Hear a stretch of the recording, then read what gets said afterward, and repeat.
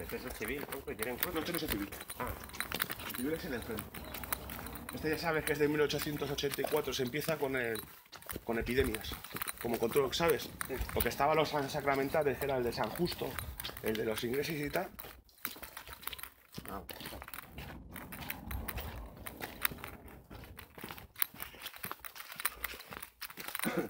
Entonces hay una epidemia de cólera en Madrid. Entonces, como esto estaba en las afueras de la ciudad, pues trasladan todos los muertos aquí. Mira, este es el de Isabel de Caballero. Joder, está hecho una mierda. Sí. Lo que pasa es que no está aquí, porque esto está... ¿Está vacía? ¿Eh? ¿Está vacía? Sí, se la llevaron a Cartagena. Ah. Está enterrado en Cartagena, que hay un... No sé si has visto que hay como una especie de estatua con un Sí. submarino. Se lo Hemos llevaron a de aquí. Cartagena porque nosotros fuimos a ver los restos arqueológicos de la ciudad romana que hay. Ah, sí, Y fuimos a ver también el teatro. de Cartagonova. Sí. Hombre, que además te lo dice, que Fueron sus restos son trasladados a trasladados a Cartagena. Cartagena en 1901. Pero mira, tampoco está... Joder, pues no está nada limpio, tío. No, mira.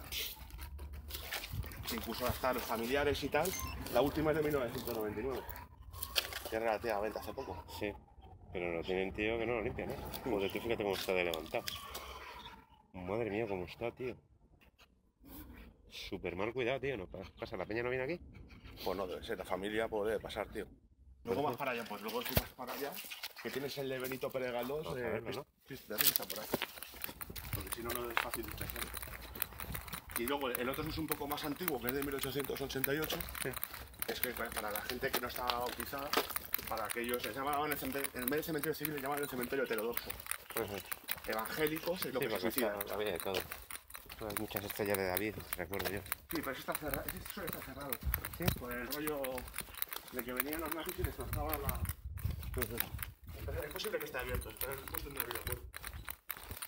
Esta parte parece está como... vamos. Sí, es que es muy vieja, tío. Y sobre todo esa parte es de las primeras, de principios del siglo.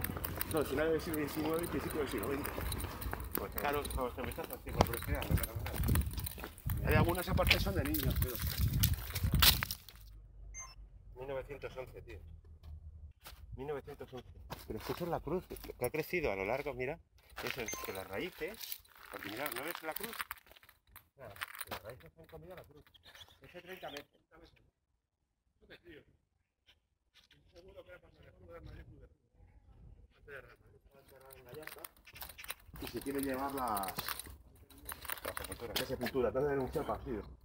Hasta el Congreso de Praga, espérate, de 1959. El 15 Congreso. Que es desbancado por Santiago Carrillo y queda ella como presidenta del partido hasta su muerte. Y murieron tres de sus hijos, no, dos hijas y un hijo, que está en Moscú. Tenéis una plaza que es de Rubén Ibarruri, que murió en la batalla de Stalingrado. Es el de Pablo Iglesias, que está todas las culturas de Emiliano Barroso, que también fue dirigente socialista, que murió en Segovia, era de las milicias antifascistas. Murió en Penadero. Y es famoso por las esculturas de las cabezas yacientes. ¿Sabes? Hay varias. Tienes una grande, la Fundación Pablo Iglesias de Alcalá de Henares, tiene una tochísima de esta. Y entonces ya sabéis que en la Primera República surge el movimiento cantonal, el enfrentamiento entre los federales y los unitarios. Entonces el movimiento cantonal es duramente reprimido por la República y Nicolás Salmerón dimite porque se niega a fusilar a los que se han rebelado. ¿Este qué era? ¿De qué era? Este era federalista. Sí, pero de socialista... No existía en No aquella existe época. todavía. En aquella época solamente estaban los federalistas y los unitarios. Evidentemente eran dos formas diferentes de concebir la Primera República y se llevaban a matar. Y entre esa indecisión provoca luego en el 74 el golpe de estado de Martínez Campos, que luego para que es Alfonso XIII. Es un intelectual. Es un poco presuntuoso. Y de Francisco Pi Margal, que es de los que mejores han sabido cómo es la realidad territorial de España. Tiene un libro que es Historia de las Nacionalidades, en la cual decía que si no se soluciona la cuestión catalana, en realidad de unos 120, 130 años tendremos un problema. Y la verdad que ha sido bastante preciso en sus apreciaciones. era federalista. Ya te he contado que había un conflicto entre los unitarios y los federalistas. Y entre los federalistas había dos ramas, los transigentes y los intransigentes. Los intransigentes solo del movimiento cantonal y los transigentes que eran los pactistas, que querían pactar con los unitarios para definir el nuevo modelo territorial. Y entre los... y esto me lo hicieron mucho caso. Date cuenta que los partidos no son partidos de masas. No hay militantes detrás, son partidos de outsiders. Son de outsiders, como dicen los británicos, que son intelectuales, cuadros, burgueses. Gente formada. Gente formada. De todas formas, esto es muy curioso, porque si te fijas bien en la estructura de la tumba, este es un triángulo. El triángulo es un símbolo de la masonería. Equilibrado entre la libertad, la igualdad y la fraternidad, que es la franco-masonería francesa y tema de Francia. Y ahí que tengas es el triángulo masónico. Sí, sí, si lo vas a ver constantemente aquí. ¿Y este quién era, tío? El teniente Castillo dicen que fue el primer muerto de la guerra, según dicen. ¿Sí? Calvo Sotelo. No, Calvo Sotelo es una acción de venganza por la muerte del teniente Castillo. El teniente Castillo muere al lado de la plaza de Manuel Becerra. Y lo mataron los fascistas. Lo mataron los falangistas, efectivamente. Y entonces los propios guardias de asalto, porque era un guardia de asalto, Se vengaron. se vengaron y cogieron a Calvo Sotelo Sotelo. en su casa, lo sacaron de su casa y se Exactamente. Y le dejaron en la puerta del cementerio, Sí. muerto. Pues el teniente Castillo fue uno de los primeros que era militante de la UGT. Lo mataron los falangistas y luego ellos, Se vengaron sus propios compañeros fueron a buscar a Calvo Sotelo, le sacaron de su casa. No sé si me dejaron de seguir. No, sí, pero será que sabe lo que decidió y tal y que no. Y esta es la modesta tumba de otro. Y la arquitecto también. El arquitecto es Osoria. Tú fíjate. El creador de la ciudad de lineal y el humanismo socialista también. El socialismo utópico. Era la creación de una gran avenida donde se puede... Yo lo que no he entendido siempre, tío, es en el periodo del franquismo, cómo pusieron una avenida tan. Claro, el Norte Osoria, que es la avenida de Osoria. Sí. Pero claro, es lineal. Luego, Pero curiosamente, siendo el marxista que era, que lo pusiese cuando. el nieto fue eliminado por Pinochet porque era embajador de la ONU. Era español, Carmelo Osoria. Bueno, curiosamente no. Era embajador de Naciones Unidas. Era fascista, tío. Esta sí que es estremecedora, ¿no? No hay nada después de la muerte. ¿Quién era este meta, tío? Este es el de Luis Pablo Giola, que fue secretario de Relaciones Internacionales del PC en el exilio. Estuvo en Argentina y en Francia. Tiene dos hijos. José Cabo, que le he conocido yo. Yo estuve aquí cuando murió. Y son dos mellizos. Luis Cabo, Bravo, y José Cabo. Jorge Cabo, este murió de drogas, de la heroína. Familia Modesto. El general Juan Modesto Guillot. General del ejército búlgaro, general del ejército soviético y general en los últimos días de nuestra guerra.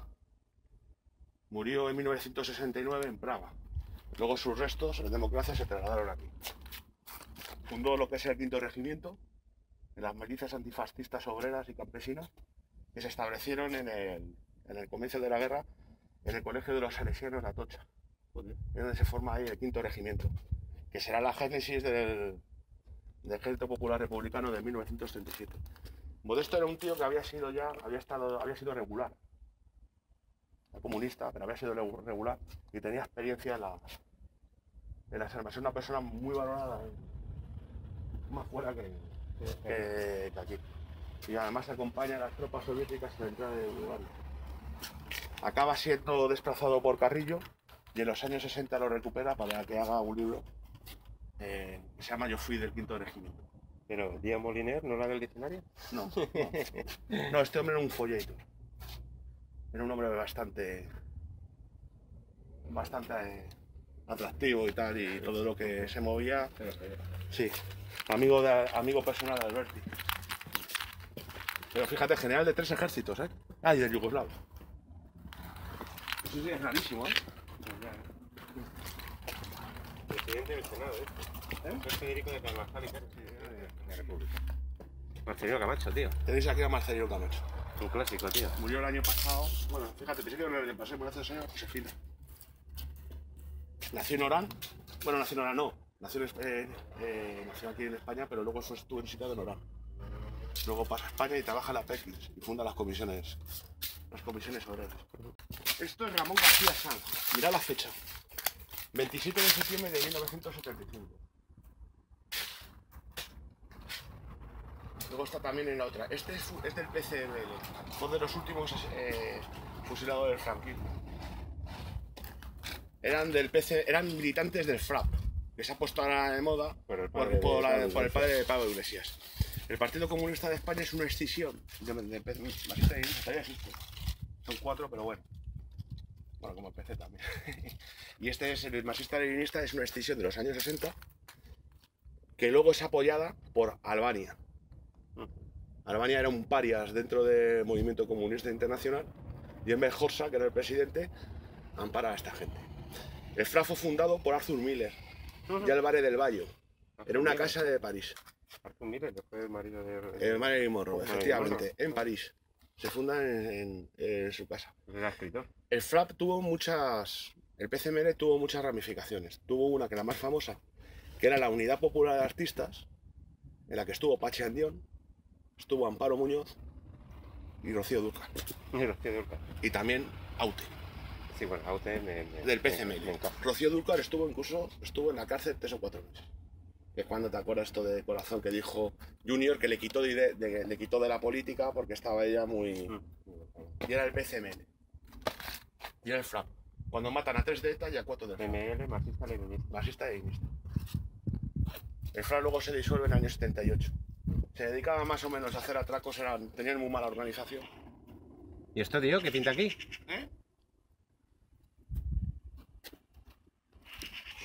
Vamos a ver, son protestantes, no pueden estar enterrados por los católicos. Deben estar enterrados por los civiles. Hasta el Concilio Vaticano II, que se pueden estar enterrados todos con todos. De José Laín Entralgo, hermano de Pedro Laín Entralgo, uno de los padres de la medicina española. El hermano de José Laín Entralgo, el hermano era franquista.